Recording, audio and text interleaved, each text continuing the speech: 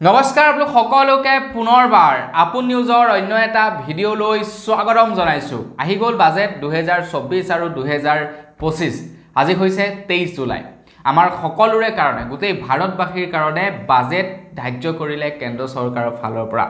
তো এই বাজেটত কি আছে কি নাই মই আজিৰ এই ভিডিঅ'টোত আপোনালোকক এফালৰ পৰা সকলোবিলাক জনাই যাম। তো ভিডিঅ'টো আপোনালোকে শেষলৈকে চাই থাকিব। আমি সকলোৱে জনা উচিত যে কেন্দ্ৰ চৰকাৰেনো আমাৰ কাৰণে কি নতুন ব্যৱস্থাপনা হাতত ল'ব এই 2024 আৰু 2025 বৰ্ষত। আৰু তাৰ মাজতে আমাৰ অসমৰ বানপানীৰ সমস্যাক লৈনো কি সিদ্ধান্ত ল'লে কেন্দ্ৰ চৰকাৰৰ ফালৰ পৰা, তাৰ ওপৰতো আপোনালোকক জনাম।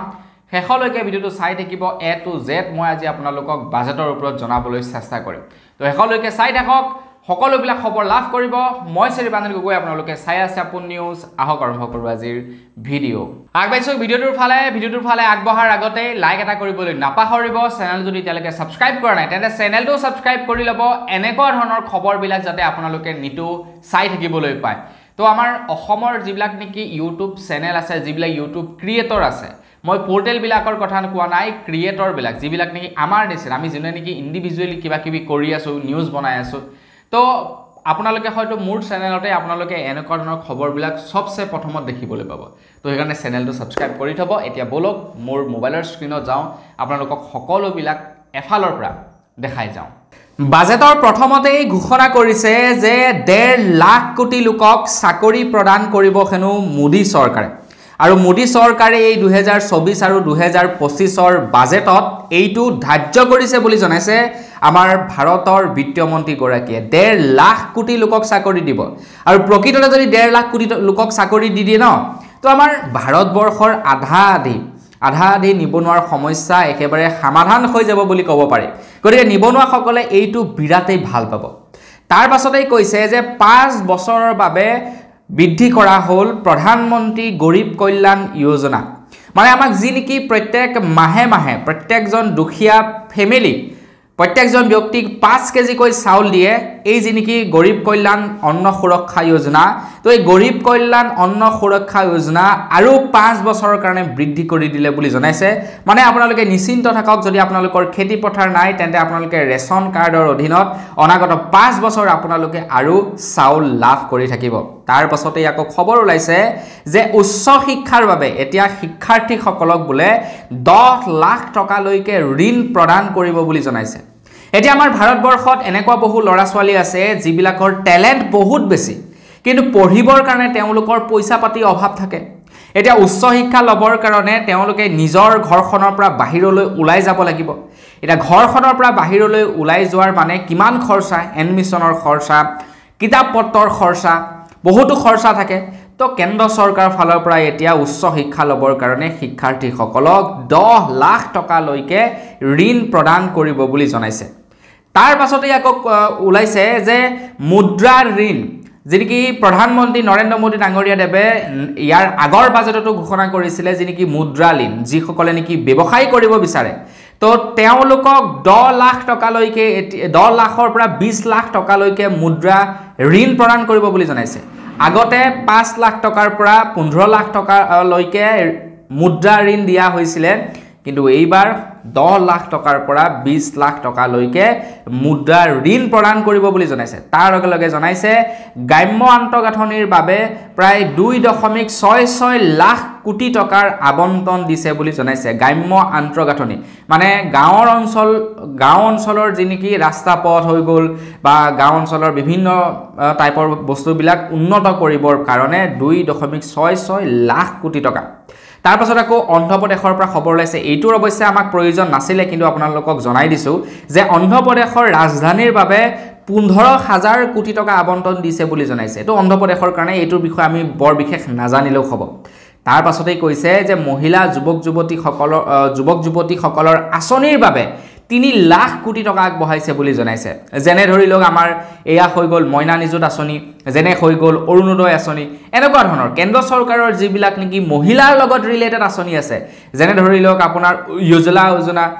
মানে গেছ যে প্ৰদান কৰে বিনামূলীয়াকৈ তো এনেকুৱা ধৰণৰ মহিলাৰ কাৰণে বা চিলাই মেচিন যোজনা তো এইবিলাক মহিলাৰ কাৰণে আঁচনি নহয় জানো তো এইবিলাকৰ কাৰণে 3 লাখ কোটি টকা আগবঢ়াইছে বুলি জনাইছে তাৰ পাছতেই কৈছে যে যিবিলাক ল'ৰা ছোৱালী নেকি কাৰিকৰী বিভাগত কিবা এটা কৰে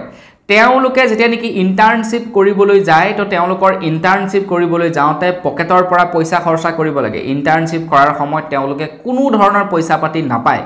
কিন্তু এইবাৰ বাজেটত এইটো ধাৰ্য কৰিছে যে ইন্টাৰ্নশিপ কৰিবৰ বাবে এতিয়া চৰকাৰে বিশেষ সুবিধা প্ৰদান কৰিব বুলি জনাইছে ভাৰতবৰ্ষৰ প্ৰায় 500টা কোম্পানীত ইন্টাৰ্নশিপৰ সুবিধা কৰি দিব 1 কোটি যুৱক যুৱতীয়ে এই সুবিধা লাভ কৰিব বুলি জনাইছে আৰু প্ৰথম মাহৰ পৰাই PF লাভ কৰিব ইন্টাৰ্নশিপ কৰি থকা ল'ৰা ছোৱালী বিলাকে আৰু 15000 কৈ 3টা কিস্তি প্ৰদান কৰিব মানে 45000 টকা প্ৰদান কৰিব ইন্টাৰ্নশিপ কৰি থকা ল'ৰা ছোৱালী বিলাকে ইন্টাৰ্নশিপ এটা বেছি বছৰ নকৰে কিছুদিন কৰে সবৰে নিজৰ টেলেন্টৰ ওপৰত ডিপেন্ড কৰে যে কিমান দিন ইন্টাৰ্নশিপ কৰি তেখেতে পাৰফেক্ট হল সেই কামটোৰ ওপৰত তো মুঠতে 45000 টকা প্ৰদান কৰিব যেতিয়া আপোনালোকে যি কোনো এটা সেক্টৰত ইন্টাৰ্নশিপ কৰিবলৈ যাব তাৰ লগে লগে আকৌ ঘোষণা কৰিছে কৃষি খণ্ডৰ বাবে 1,52,000 কোটি টকা ধাৰ্য কৰিছে বুলি জনে কৃষি খণ্ডৰ বাবে এটা কৃষকৰ কাৰণে বহুতো সুবিধা প্ৰদান কৰি থাকে বহুতো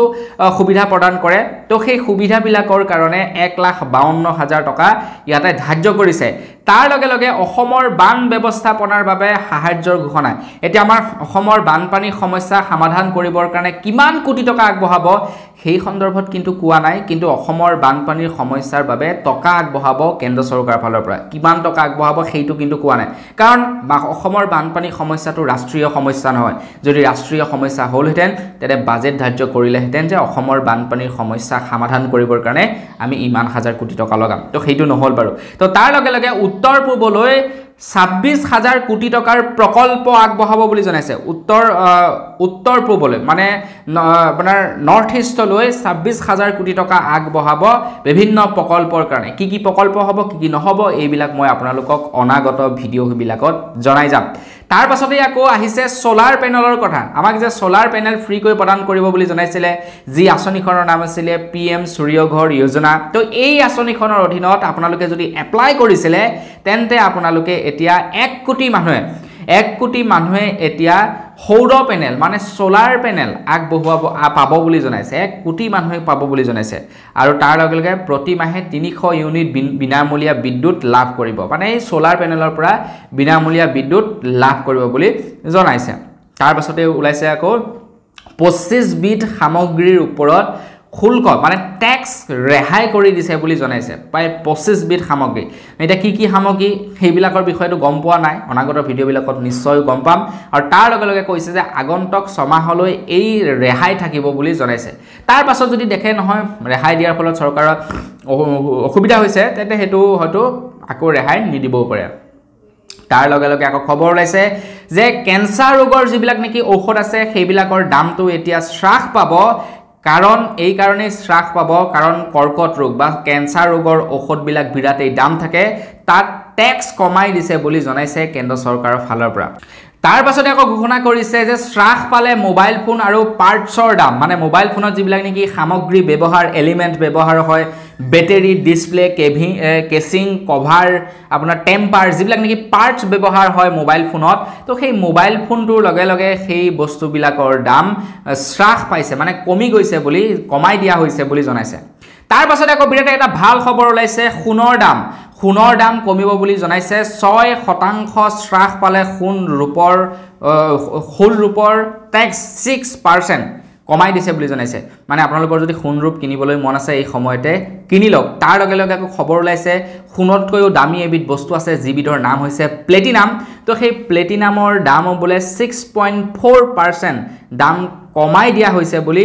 জনাইছে আৰু তাৰ লগে লগে অন্যহাতে খবৰ ওলাইছে প্লাষ্টিকৰ যিবিলাক নেকি সামগ্ৰী আপোনাৰ ব্যৱহাৰ হয় সেইবিলাকৰ দাম কিন্তু বৃদ্ধি পাইছে আৰু প্লাষ্টিকৰ সামগ্ৰীৰ দাম বৃদ্ধি কৰিব লাগে কাৰণ তেতিয়াহে মানুহে প্লাষ্টিকৰ সামগ্ৰী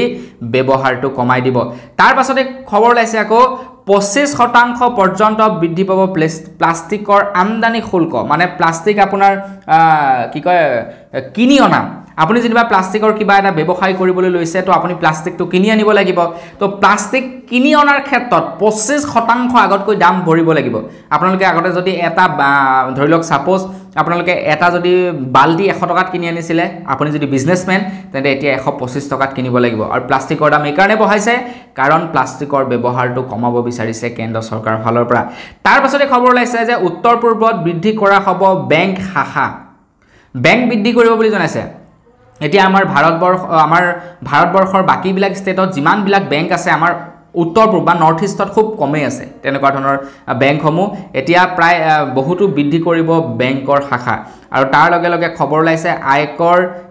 ডিডাকশ্যন ৭৫,০০০ লৈ বৃদ্ধি আৰু তাৰ লগে লগে ইলেক্ট্ৰনিক বাহনৰ দামো কমাই দিলে বুলি জনাইছে বেটাৰীৰ দ্বাৰা চালিত গাড়ী যেনে টমটম হৈ গ'ল যেনে ৰিক্সা হৈ গ'ল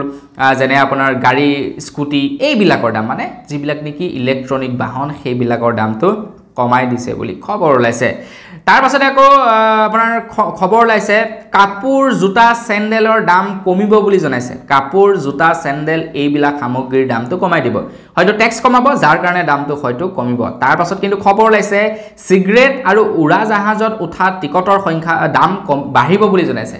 উৰাজাহাজৰ দাম বঢ়াই থাকক কোনো কথা নাই সিগাৰেটৰ দামো বঢ়াই থাকক কাৰণ দুয়োটাই আমাৰ কাৰণে বৰ বিশেষ প্ৰয়োজনীয় নহয় উৰাজাহাজত আমাৰ যাব লগা বৰ বিশেষ কাম নাথাকে আৰু সিগাৰেটো আমাৰ খোৱাৰ দৰকাৰ নাই গতিকে এই দুটা বস্তুৰ দাম বঢ়াইছে বেয়া পোৱা নাই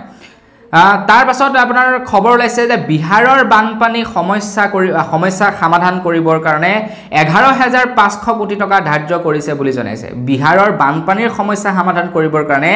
11,৫০০ কোটি টকা এতিয়া বিহাৰতকৈ হয়তো আমাৰ অসমত বেছি বানপানী হয় কিন্তু আমাৰ অসমৰ বানপানী সমস্যাটো যেহেতু ৰাষ্ট্ৰীয় সমস্যা নহয় তাৰ কাৰণে আপোনালোকক কৈছোৱেই আমাৰ অসমৰ বানপানী সমস্যাৰ কাৰণে পইচা ধাৰ্য কৰা হোৱা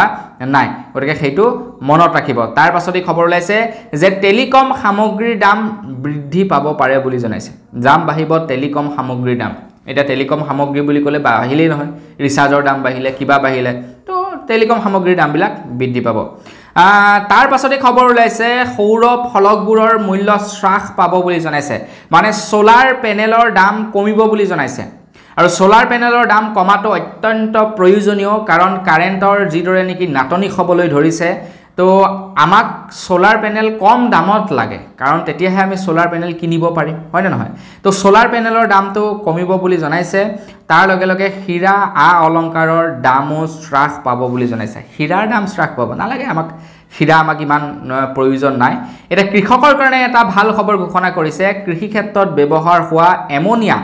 নাইট্ৰেটৰ দাম হ্ৰাস পাব বুলি কৈছে মানে দাম কমিব বুলি কৈছে তাৰ পাছত আকৌ খবৰ ওলাইছে যে আপোনাৰ আমাৰ অসমত নহয় ভাৰতবৰ্ষত আপোনালোকক প্ৰথমে জনালো বাৰু আপোনাৰ মুদ্ৰা লোনৰ অধীনত 10 লাখৰ পৰিৱৰ্তে 20 লাখ টকা ঋণ প্ৰদান কৰিব বুলি জনাইছে অকল এইকেইটাই নহয় আৰু বহুতো আপোনালোকৰ কাৰণে ভাল ঘোষণা কৰিছে যিবিলাক নেকি আপোনাক মই ডিটেইলছত ইন ফিউচাৰ জনাই যাম সকলোবিলাক বাজেটৰ বিষয়ে তো বন্ধু বান্ধৱীসকল বস আজিৰ ভিডিঅ'ত জনাবলগীয়া ইমানে আছিলে খবৰ কেনেকুৱা লাগিলে খবৰ কেইটা আপোনালোকৰ জানি আমাৰ ভাৰতবৰ্ষৰ বাজেট 2024 আৰু 2025ৰ ওপৰত আপোনালোকৰ জানি কেনেকুৱা লাগিলে কমেণ্ট এটা কৰি জনাব তো আজিৰ ভিডিঅ' দিবানে পুনৰ এটা ভিডিঅ'ত লগ পোৱাৰ আশা কৰিলোঁ বিদায় মাগিছোঁ ধন্যবাদ জয় অসম